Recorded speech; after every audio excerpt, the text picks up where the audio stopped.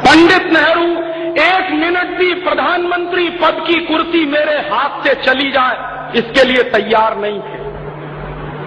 और इतिहास इस बात को अभी खोदेगा किसी दिन तो जवाब मिलेगा कि हिंदुस्तान में सरदार पटेल के नाम पर कांग्रेस में जब वोट पड़ा था, कांग्रेस वर्किंग कमेटी की मीटिंग हुई थी और कांग्रेस वर्किंग कमेटी की मीटिंग में यह फॉर्मूला निकाला गया था कि कांग्रेस के तमाम प्रदेशों के अध्यक्ष जिस नाम पर वोट डालेंगे वही आदमी हिंदुस्तान का पहला प्रधानमंत्री बनेगा। और इसका फॉर्मूला कैसे बनाया गया था कि जिस आदमी के नाम पर सबसे ज्यादा वोट पड़ेंगे वो कांग्रेस का प्रेसिडेंट बनेगा और कांग्रेस का प्रेसिडेंट ही हिंदुस्तान का प्राइम मिनिस्टर बनेगा। ये फॉर्मूला कांग्रेस वर्किंग कमेटी ने निकाला था और उस फॉर्मूले के आधार पर वोट डलवाए गए थे। और उस जमाने में कांग्रेस में 15 प्रदेश अध्यक्ष थे और 15 प्रदेश अध्यक्षों ने जब वोट डाला तो उनमें से 14 वोट सरदार पटेल के पक्ष में पड़े थे, 1 वोट पंडित नेहरू के पक्ष में पड़ा था सिर्फ। और जब पंडित नेहरू के पक्ष में 1 वोट पड़ा तो पंडित नेहरू हार गए और सरदार पटेल जीत गए। तो कांग्रेस वर्किंग कमेटी के फॉर्मूले के आधार पर सरदार पटेल को कांग्रेस का अध्यक्ष बनाना तय हुआ और सरदार पटेल जब अध्यक्ष बनेंगे तो वही हिंदुस्तान के प्रधानमंत्री बनेंगे, ये भी तय हुआ। तब उस समय पंडित नेहरू ने कितनी गद्दारी का काम किया उसकी एक घटना मैं आपको सुनाता हूं। बहुत कम लोग जानते हैं कि जिस आदमी को आप चाचा नेहरू कहते रहे उसने सारे देश को कैसे बेचा है, उसकी आप घटना सुनिए। तो पंडित नेहरू के चरित्र में और सीताराम केसरी के चरित्र में आपको कोई फर्क नहीं समझ में आएगा। हुआ क्या, जब सरदार पटेल वोट जीत गए 14 वोटों से, मैसिव मेजॉरिटी से, तो तय हो गया कि अब तो कांग्रेस के प्रेसिडेंट सरदार पटेल बनेंगे और पंडित नेहरू हार गए, जमानत जब्त हो गई। कारण क्या था, पंडित नेहरू को कांग्रेस में कोई पसंद नहीं करता था। ये सबसे बड़ा सच है, कांग्रेस में कोई पंडित नेहरू को पसंद नहीं करता था। क्यों? उसका कारण था कि पंडित नेहरू चुरूट भी पीते थे, सिगरेट भी पीते थे और लेडी माउंटबेटन के साथ उनके जो संबंध थे उनके बारे में कांग्रेस का बच्चा बच्चा जानता था। नेहरू जैसा चरित्रहीन व्यक्ति इस देश में शायद ही कोई दूसरा होगा, ये मैं कह रहा हूं। और उस कन्विक्शन के आधार पर जो नेहरू के बारे में जानकारियां मुझे मिली, और आप अगर ये जानकारियां देखना चाहें तो मेरे पास ऐसे 4 फोटोग्राफ हैं जो पंडित नेहरू की धज्जियां उड़ा सकते हैं इस देश में। उनमें से 2 फोटोग्राफ तो अभी छप चुके हैं। आपने अगर 15 अगस्त 1997 की इंडिया टुडे पढ़ी हो और नहीं पढ़ी हो तो जरूर खरीद लीजिए, कहीं से मिल जाए तो।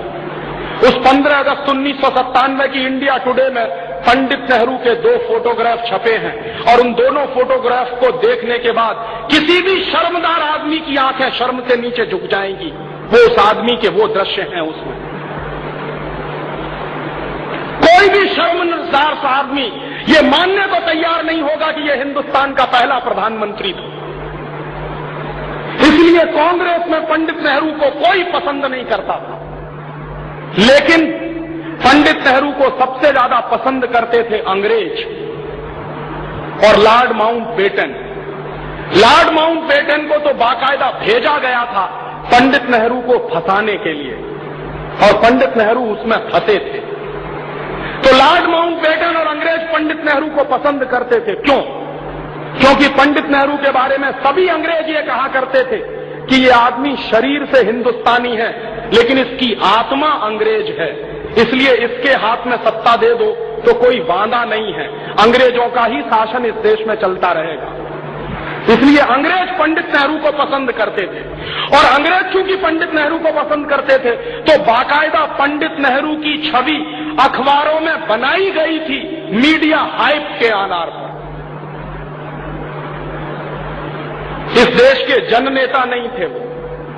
जननेता होते तो क्यों 14 वोट सरदार पटेल के पक्ष में पड़े और क्यों एक ही वोट पंडित नेहरू के पक्ष में पड़ा?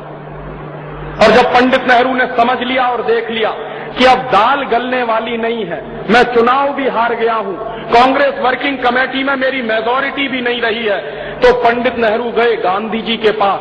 और ये गांधी जी के जीवन की सबसे ब्लंडर मिस्टेक मैं मानता हूं जो हुई। क्या किया?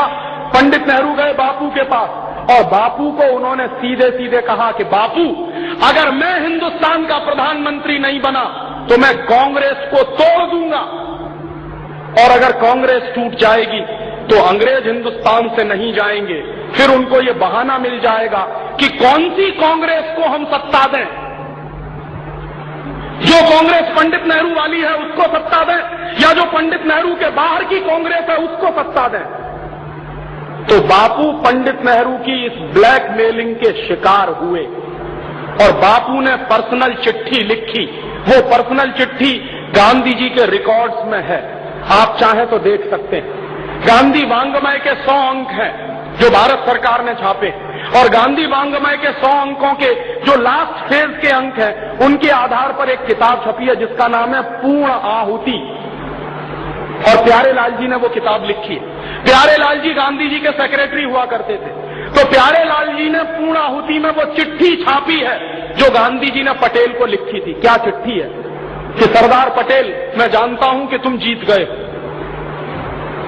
लेकिन नेहरू को प्रधानमंत्री बनाना है, इसलिए मैं चाहता हूं कि तुम वापस ले लो अपना नाम।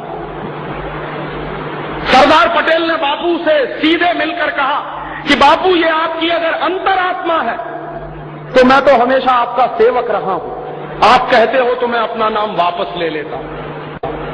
और सरदार पटेल ने इतनी दरिया दिली दिखाई, गांधी जी ने उनसे यही कहा था कि नेहरू इस समय सत्ता के मद में अंधा हो गया है और कांग्रेस को तोड़ने की बात कर रहा है, और अगर इस समय कांग्रेस टूट गई तो अंग्रेज जाएंगे नहीं, उनको बहाना मिल जाएगा कि हिंदुस्तान में हम कौन सी कांग्रेस को सत्ता सौंपें, कौन सी कांग्रेस को ना दें।